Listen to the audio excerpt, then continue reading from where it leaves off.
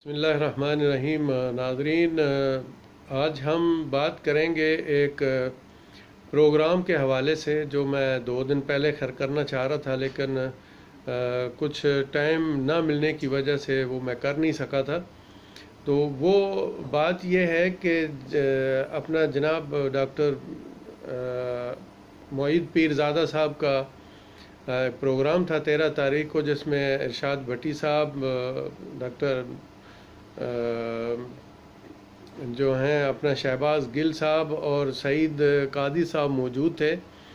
तो सब जानते हैं कि डॉक्टर मोईद पीरज़ादा साहब जो हैं वो उन सहाफ़ियों में से हैं जिन्होंने सहाफ़त हकीकत में पढ़ी है और उनको पता है कि सहाफ़त क्या चीज़ है, और हमेशा उन्होंने मुल्क व कौम की तामीर की बात की।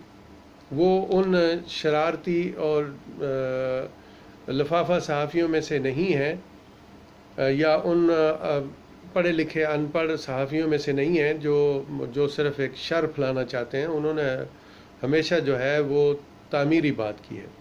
तो इस सिलसिले में मैं ये अर्ज़ करना चाहता हूँ कि देखें, तीनों की बात ठीक थी लेकिन हर एक का तरीका गलत था, इसलिए वो एक तामीरी प्रोग्राम था, उसमें बदमज़गी सी हो गई।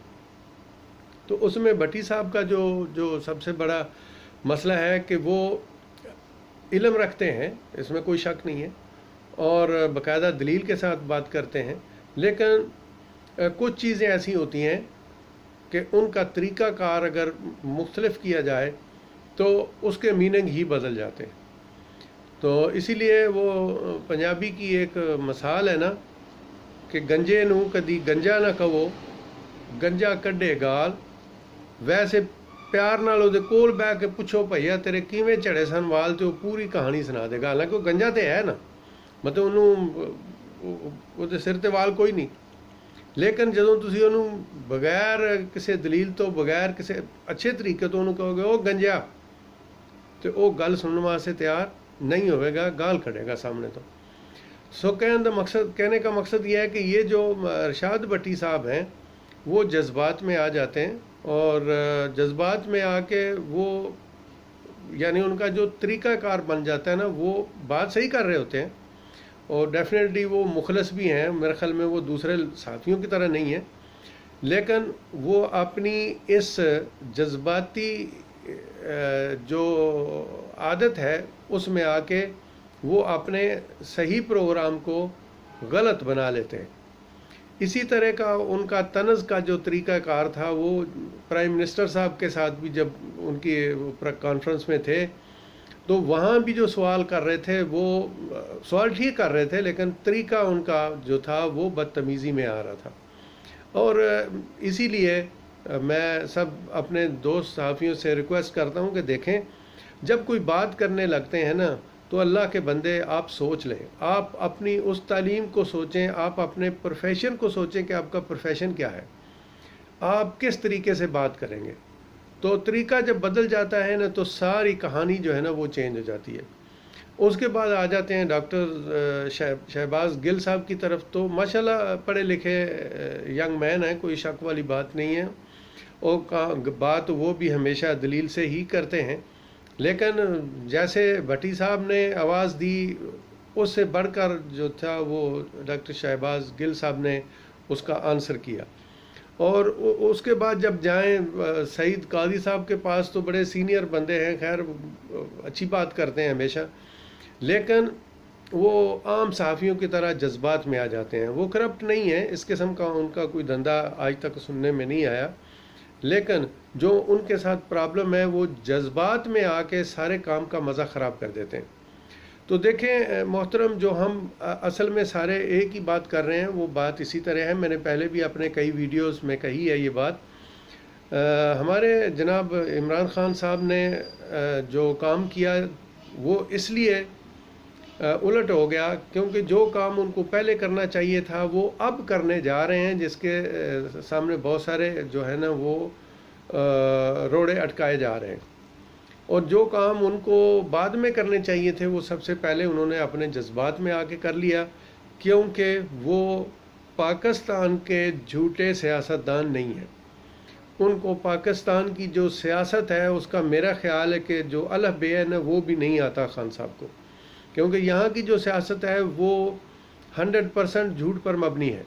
और आजकल भी हम देख रहे हैं कि ऐसे ऐसे लोग जो झूठ बोल रहे होते हैं और वो इतनी ढिठाई से झूठ बोल रहे होते हैं कि उनको सुन के आदमी उनको देख के सुन के ऐसा लगता है कि यार ये तो दुनिया के सच्चे तरीन लोग हैं, लेकिन सबूत उसके बरक्स होते हैं।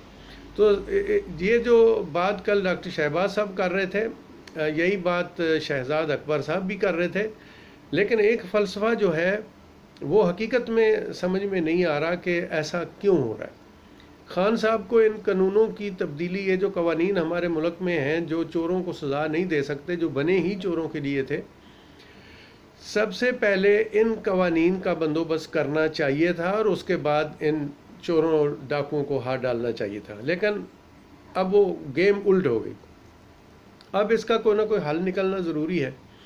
तो उसके लिए मोहतरम ये है कि ये जो नैब का हमारा अदारा है, ये देखें एक ऐसा अदारा है जो पाकिस्तान की माइशत पर और पाकिस्तान की कौम पर एक बहुत बड़ा बोझ बन के बैठा हुआ है। उसके सामने कानून है, या वो करना नहीं चाहते या वो क्या है, देखना दलील ही नहीं देते।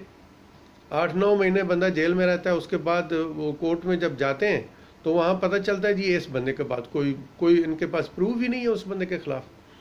तो ये जो एक ड्रामा हो रहा है ना, खुदा के लिए इस ड्रामे को रोका जाए और साथ ही साथ जो गवर्नमेंट की रिट है उसको नाफज होना इंतहाई ज़रूरी है।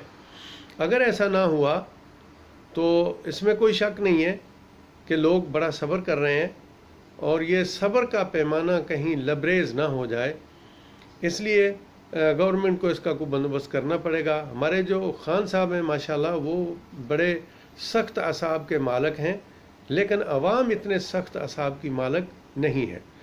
खान साहब रोज़ बहुत सारियाँ कवालियाँ सुनते हैं लोगों से, गलत भी सुनते हैं ठीक भी सुनते हैं। तो एक दूसरी मिसाल भी मैं आप लोगों को दूं कि देखें जब मैदान में दो लोग कुश्ती कर रहे होते हैं ना, तो जो बाहर बैठे होते हैं ना वो उनसे ज़्यादा जज्बाती होते हैं। वो कहते हैं ऐसे पकड़ लो यार, ऐसे पकड़ लो, ये कर लो वो कर लो, क्योंकि जो कुश्ती कर रहा है उसको पता है कि उसने कौन सा दाव कब खेलना है। तो लेकिन हालात जो हैं इतने सालों के बिगड़े हुए 1 या 2 दिन में ठीक होने वाले नहीं है, इसमें भी कोई शक नहीं है।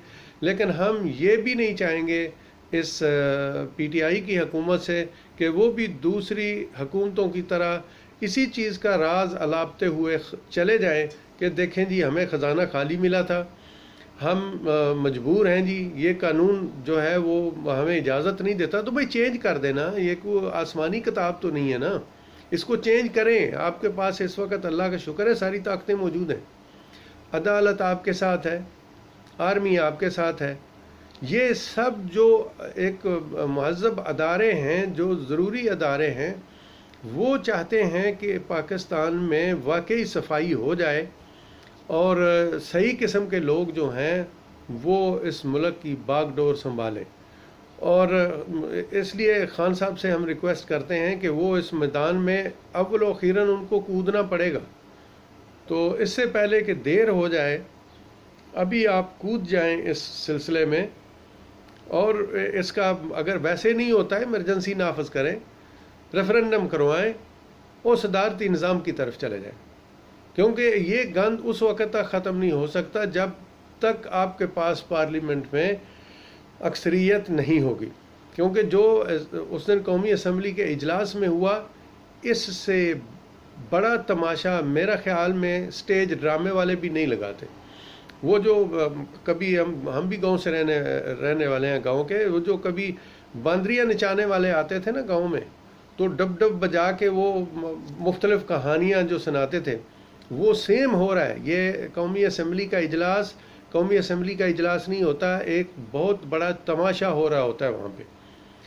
तो अपोजिशन एक पूरा एक सिस्टम लेके जाती है कि हमें चढ़ाई करनी है, और वहाँ पे मुल्क के लिए नहीं, हमें अपनी करप्शनों को बचाने के लिए चढ़ाई करनी है।